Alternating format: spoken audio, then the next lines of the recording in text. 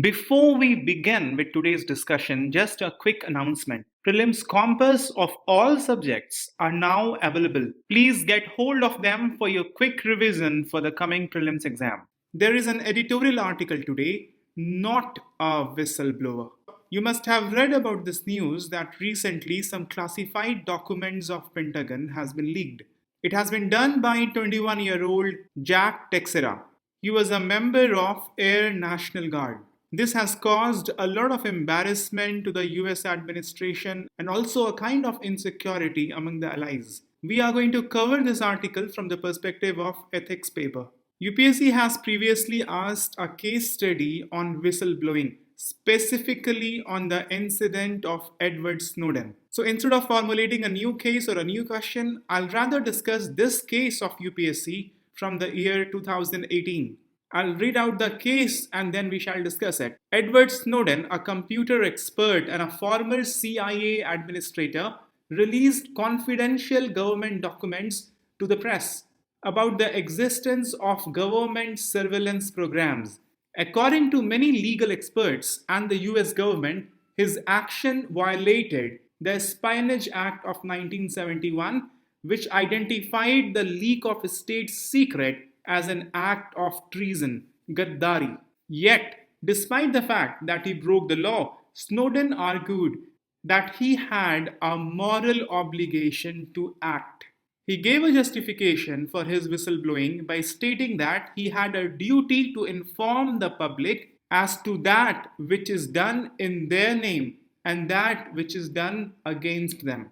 So, in the case itself, UPSC has given the arguments for both sides. According to Snowden, the government's violation of privacy had to be exposed regardless of legality, since more substantive issues of social action and public morality were involved here. Many agreed with Snowden, few argued that he broke the law and compromised national security, for which he should be held accountable. The question that UPSC asked was this: do you agree that Snowden's actions were ethically justified even if legally prohibited? Why? You have to give reason for that, and the reasoning has to be done by making arguments, by weighing the competing values in this case. As has been made abundantly clear in the case that there are competing values. Respect for the law, national security on one side, moral obligation, violation of privacy, social action, public morality on the other side. To begin answering this case, you have to identify the core issue in the case. And the core issue in the case is this: there is a conflict between law and morality. This classic dilemma of law versus morality is the core of the case. But however, you must be aware that laws are a subset of morality. According to Thomas Hobbes, laws have moral basis. The purpose of making any law is enforcement of societal morality. But sometimes law may come in conflict with the prevailing morality, and this creates ethical dilemma. Because then many values starts to compete with each other. For example, in this case, individual conscience and public duty would compete with each other. Edward Snowden felt a moral obligation to expose the government's violation of privacy, even if it meant breaking the law, because that was guided by conscience. But it was his duty to protect the classified information. It was his professional duty. But what would you do? The call of your professional duty or the call of your conscience?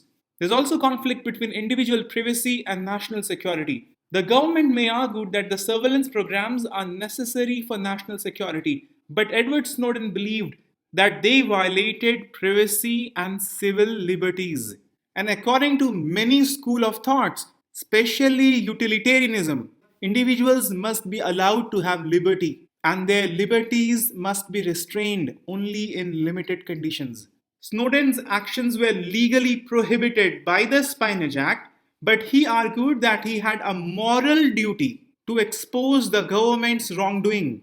Similarly, you can look for other competing values like transparency versus secrecy. Snowden believed that the public had right to know about the government surveillance, but the government will always have the point of view that they needed to be kept secret for national security reasons.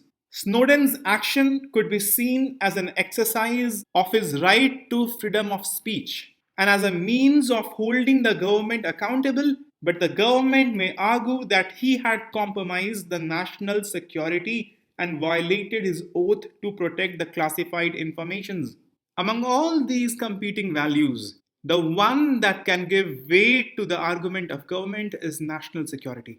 In the case studies, you have to analyze the competing values and then you have to follow the advice of Aristotle. In the view of Aristotle, ethical behaviors require finding a balance between the competing values, and that finding of balance can be subjective. In this case, when they ask, do you agree that Snowden's actions were ethically justified even if legally prohibited? You can go with a yes, you can go with a no. There is no right or wrong answer here.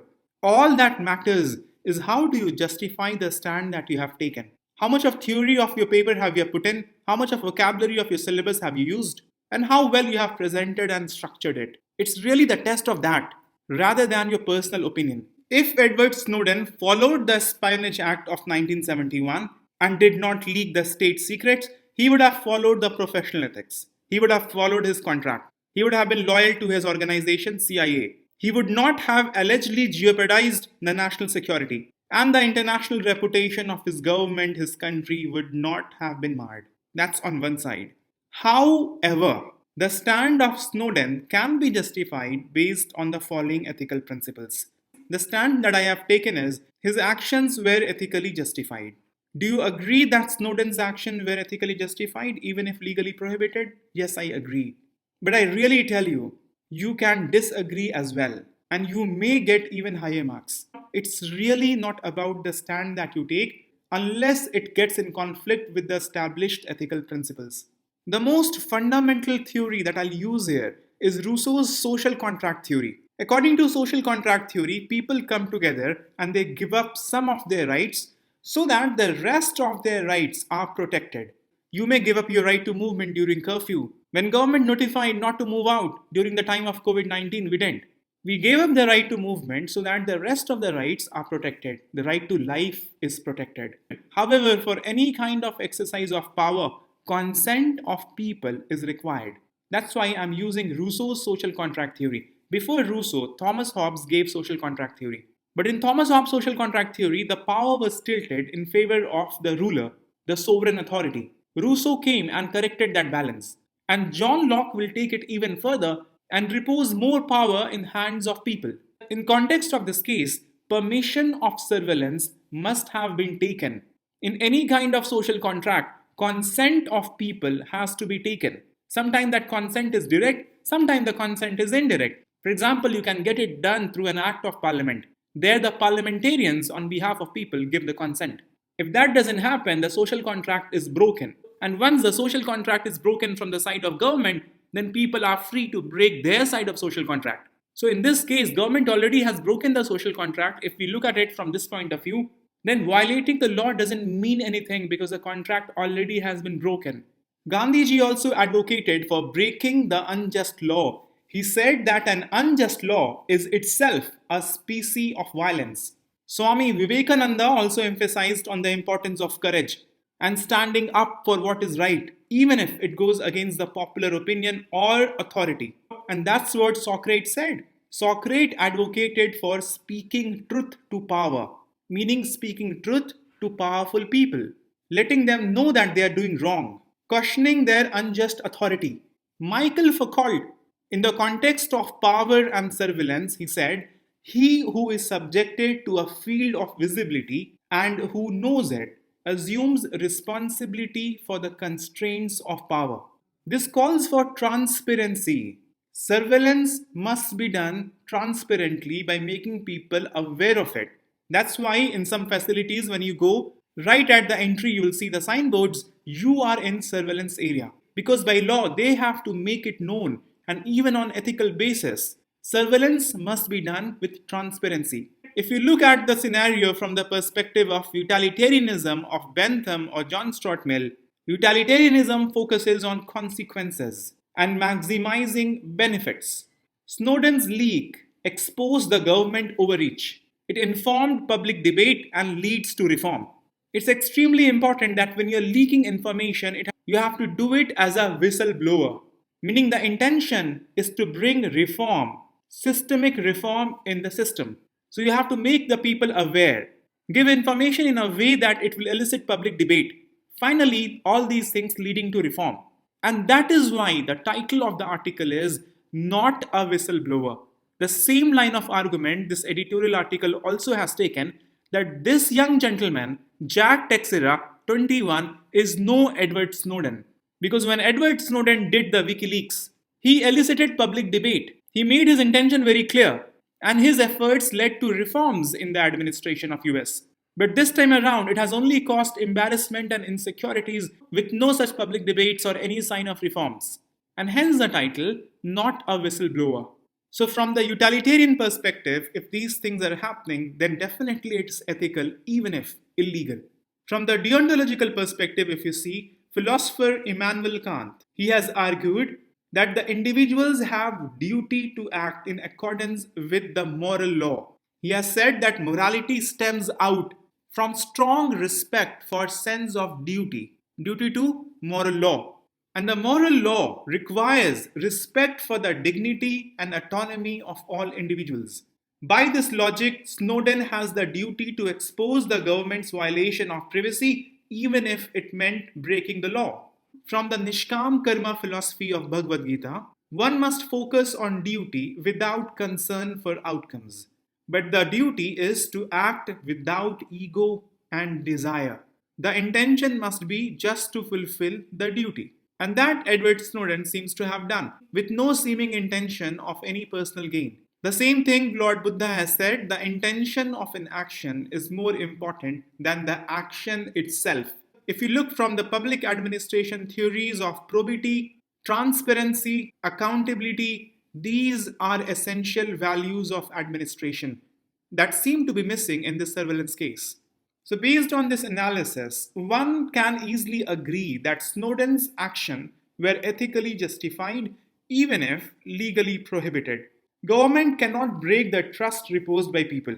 Even Chanakya, he has mentioned about spy system in his work Arthashastra, but it was a declared state policy. Just like we talked in the beginning, in the first argument, there has to be consent. And if by law you can do surveillance, meaning people have given their consent, not directly but indirectly through their representatives in the parliament, then you have the consent. You want to do surveillance, do it by law. And that kind of spy system was envisaged by Chanakya in Arthashastra. And if such surveillance is in the national interest, then government must pass the law. Such surveillance can be in national interest, and hence government must pass the law. This will ensure apolitical use of it only for national interest. We shall now discuss this article on democratizing tiger conservation. The article highlights that we do have improved on the tigers' number, but there are serious problems concerning tiger conservation, and the chief among all is that the tiger conservation model is exclusive, in a sense that it is done only in protected areas. And the most important legislation for tigers conservation, which of course is Wildlife Protection Act of 1972, is also restrictive. It does not encourage community participation in the tiger conservation. So, in our discussion, we are going to take two questions. One is, what are the tiger conservation models presently practiced in India? And the second, their limitations. For any conservation effort of the wildlife, at the top, we need a legislation. Wildlife Protection Act of 1972 is the most important legislation that provides legal protection to tigers and other endangered species. It provides legal protection not only to the species but also to their habitat. Activities like hunting, poaching, trading of tigers and other endangered species, they all are prohibited under the Act. And the Act has been quite successful in reducing the numbers of cases of tigers poaching and trafficking in recent times. And all these have helped in doubling the number of tigers in recent times. National Tiger Conservation Authority under the Ministry of Environment, Forest and Climate Change. It was established in 2005 under the enabling provisions of Wildlife Protection Act 1972. And this body plays crucial role in the conservation effort of tigers. Because tiger is an umbrella species, it is considered to be a keystone species in its habitat. there's a special program for conservation of tiger. It was launched just the next year after the Wildlife Protection Act 1972 was implemented. Presently, there are 53 tiger reserves in India. And because of the Project Tiger, we have been successful in increasing the tiger population from around 1400 in 2006 to around 1700 in 2010 to around 2200 in 2014 and around 2950 in 2018. And you must already have read in the newspaper the recent numbers are about to be out, and it is expected that the numbers in the latest survey would be around 3300. We already have achieved the goal of doubling the number of tigers, the goal that was set in St. Petersburg Declaration in 2010. You already know that there are 53 tiger reserves in India. Tiger reserves can be part of the national park, the larger biosphere reserves. And these tiger reserves are home to 70% of world's tiger population. Exclusive protected areas like tiger reserves in certain instances have been very successful in tigers conservation. For instance, in Sariska Tiger Reserve, it lost all its tigers due to poaching and the habitat loss. But under Project Tiger, tigers were reintroduced in the reserve in 2008. And recently, it has been found out that the Sariska Tiger Reserve presently hosts 27 tigers.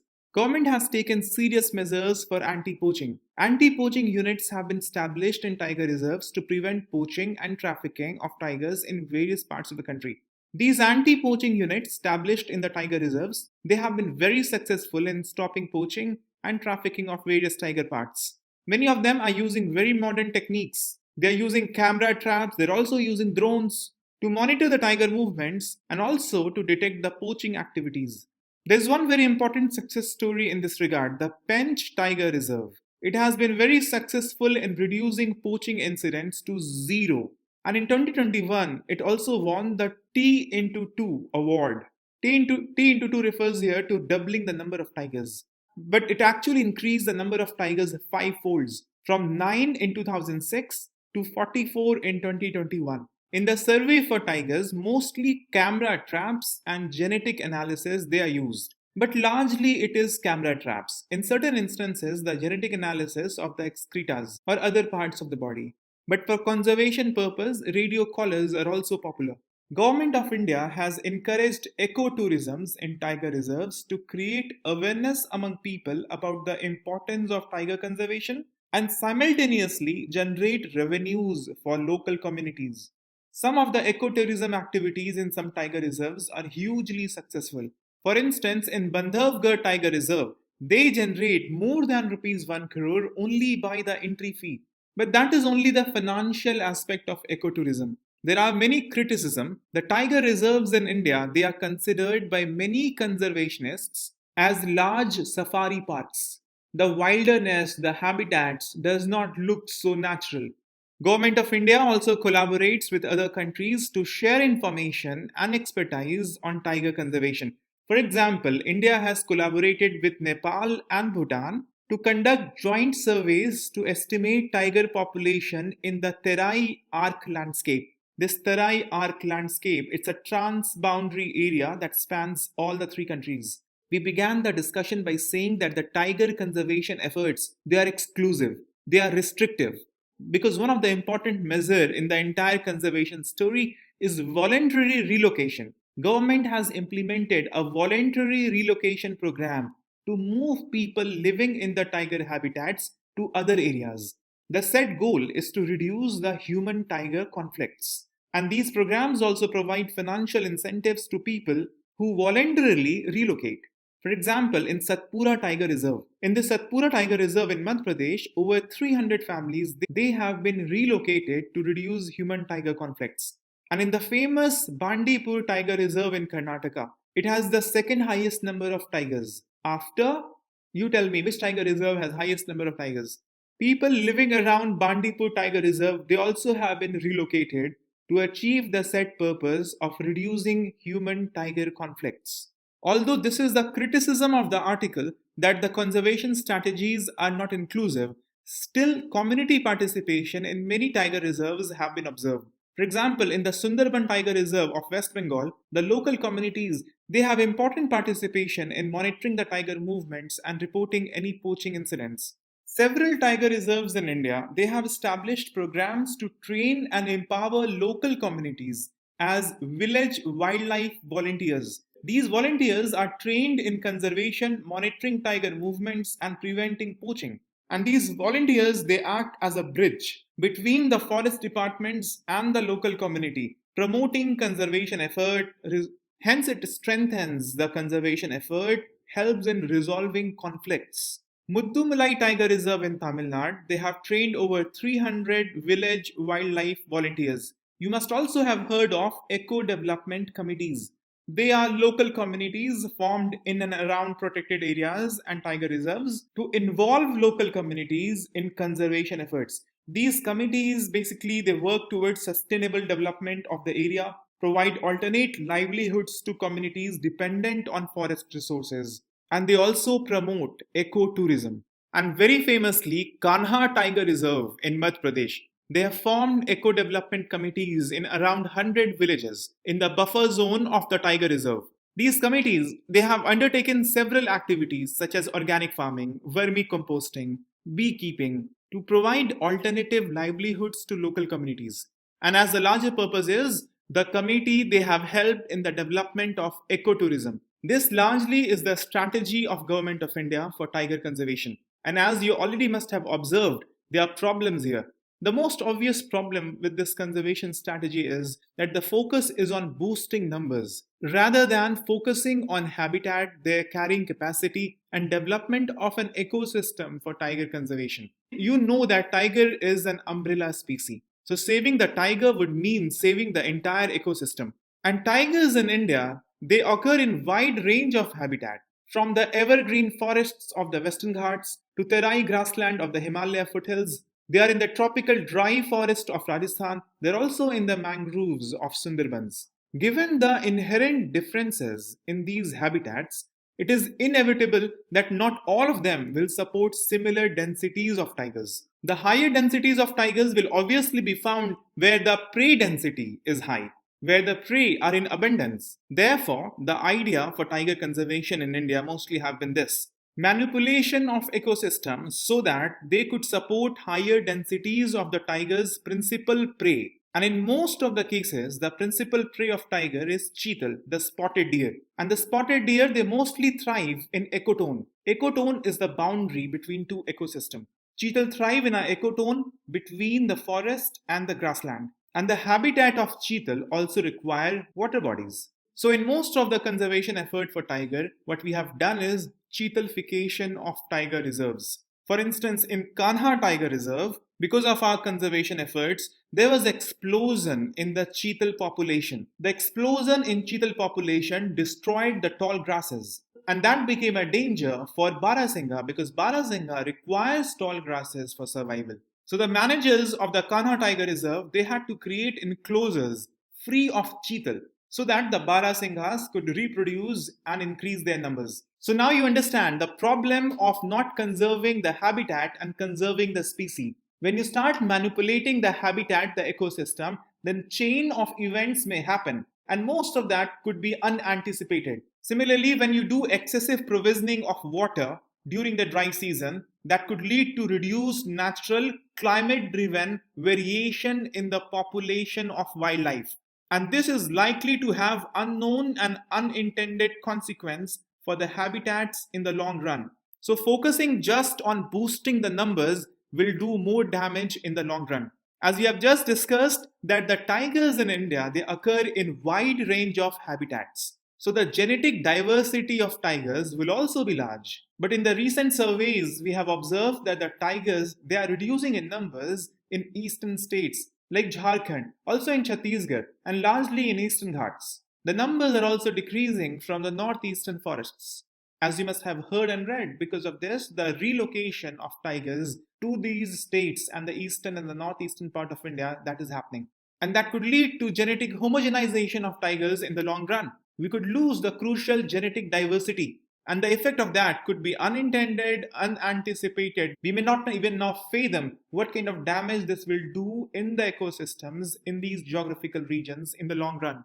And then we come to the final criticism that conservation in India depends mostly on network of protected areas. We have exclusive conservation model, and this, the article says, is ironic because the innate tolerance of Indians for wildlife is generally credited for the success of conservation efforts. There are many tribal populations living in and around the protected areas who have done exemplary work for conservation of various species. The article points out that the Wildlife Protection Act is restrictive law. It describes in great deal what you can't do. However, the law and associated policies rather than talking elaborately about community conservation efforts. So, we need to have frameworks that allow local communities, citizens, scientists, non governmental organizations, and also businesses to participate in conservation efforts for tigers and for other species as well. For instance, a recommendation is that the reserved forests they remain under the jurisdiction of the state forest departments. But however, such areas can be co-managed with an inclusive approach, enhancing the effectiveness of conservation efforts and also providing economic benefit for local communities. Let's take up another article from today's newspaper. G7 ministers commit to work for carbon free electricity by 2035. In the last 2 days, the climate and energy ministers and other envoys from G7 countries they have met and they have committed to work towards ensuring carbon free electricity production by 2035 and accelerating the phase out of coal. Our environment minister have also participated in the summit in the context of its presidency of G20 was invited as a guest. You would remember in the Conference of Party meeting of UNFCCC in Glasgow in 2021, India objected to the language in the agreement to phase out and pushed instead for phase down of coal. Then a year later, in Conference of Party meeting 27 in the year 2022 that was conducted in Sharm el-Sheikh in Egypt, India pushed for a proposal to phase down all fossil fuels, including coal and gas. India and China, as you would understand, are significantly dependent on coal for electricity, whereas the Western countries, most of the countries of G7, including United States, Japan, Canada, they are reliant on gas reserve. That is why even in the current meeting conducted yesterday and day before yesterday, they're asking to phase out coal. But this proposal of India in the Conference of Party meeting of 2027 was not taken down very well, and it did not find mention in the final text of the Sharm el-Sheikh agreement. But G7 is a powerful body. It has very high per capita emission of greenhouse gases, and it also has global influence. So whatever is going on in the meeting of G7, that is bound to have repercussion in the final agreement of Conference of Party meeting 28 that will happen later this year in November, December in Dubai. So what we'll do now is to discuss as to what has been the role of G7 in the climate change agreements and what are their major proposals and initiatives. Beginning with some trivial information on G7, as you would know already, it's an informal bloc of industrialized countries with United States, Canada, France, Germany, Italy, Japan, and United Kingdom as their member. They meet annually and they discuss issues of global importance. They discuss economic governance, international security, issues related with energy and climate change. From 1998 to 2014, Russia used to be the part of the bloc and the bloc used to be called G8. But the membership of Russia was suspended following its annexation of Ukraine's Crimea. Now we'll quickly go through some of the climate change related initiatives of G7. G7 because it does exercise global influence. Member countries are important, they are powerful. G7 played a key role in the negotiations that led finally to Paris Agreement. And the Paris Agreement is a landmark agreement to limit global warming to well below 2 degrees Celsius from pre-industrial level. The target is to not allow the temperature to go beyond 2 degrees Celsius from the pre-industrial level. And the goal has been set to limit the warming to around 1.5 degrees Celsius. But in no case let it go beyond 2 degrees Celsius. The G7 countries have pledged to support and implement the Paris Agreement because they played important role in the negotiations leading to Paris Agreement. They also have aligned their national targets in line with Paris Agreement. They not only have aligned their national targets, rather they have gone beyond. In 2021, G7 leaders they committed to reach net zero greenhouse gas emission by 2050 or earlier, which is in line with Paris Agreement.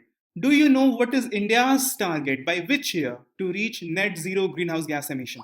G7 countries as a bloc have pledged to provide $100 billion per year in climate finance to support the developing countries in their efforts to mitigate and adapt to the impacts of climate change. And as we have been just talking about in the meeting conducted yesterday and day before yesterday, there are plans to phase out fossil fuel. The 7 environment and energy ministers they have vowed to accelerate the phase out of natural gas and other fossil fuels to achieve net zero greenhouse gas emission by 2050. But a clear deadline for ending the use of coal as a power source has not been mentioned. But perhaps they may have a follow up meeting, and before the COP28 meeting in November, they will have their deadlines and timelines finalized. G7 is also informally considered as climate club. This concept of climate club was proposed by a group of economists to encourage countries to work together and reduce their greenhouse gases emission. The broader idea is that group of countries would form a coalition to adopt ambitious emissions reduction targets, and then they would implement policy incorporating technological advancement to achieve the targets. Other countries would then be incentivized to join the club because, in the original idea, the other countries would face trade restrictions or other penalties if they did not meet comparable emission targets. That was the idea of climate club, but that's not how it presently works. G7 has been described as a potential climate club, as its members are among the largest emitters in terms of per capita greenhouse gases, and they have significant economic and potential influence globally. On top of that, as we have already seen above, the G7 countries they have already have pledged to work together to reach net zero emission by 2050. And they also have worked to increase their 2030 targets under the Paris Agreement to align with the goal of limiting global warming to 1.5 degrees Celsius above the pre-industrial era. So they have set the right climate related targets, they have the technology, they have finances, they have influence globally. So according to the opinion of many economists and environmentalists, G7 fits very well to become a climate club. Although this understanding of climate club is very theoretical and informal. Last year in COP27 meeting in Egypt, G7 along with V20 launched Global Shield Against Climate Risk Initiative. V20 or Vulnerable 20 is an initiative of countries systemically vulnerable to climate change. You must also know that V20 was established in 2015, the year Paris Agreement was finalized. Support to vulnerable countries against climate risk, although, comes from UNFCCC governance architecture as well. But this initiative has been envisioned as a social protection and a kind of insurance-based financing mechanism outside of UNFCCC process. And it will be easier to get it because they will provide a pre-arranged financial support, particularly for countries at greater risk against climate change. As is the case with most of the global funds outside of UNFCCC, World Bank would provide support in management of this fund. World Bank has announced Global Shield Financing Facility. So administrative support to Global Shield against climate risk will be provided by World Bank. This already has become operational, and few of the countries like Bangladesh, Costa Rica, Fiji, Ghana, Pakistan, Philippines, they have got support from the fund, and these countries getting the initial support are called as pathfinder countries.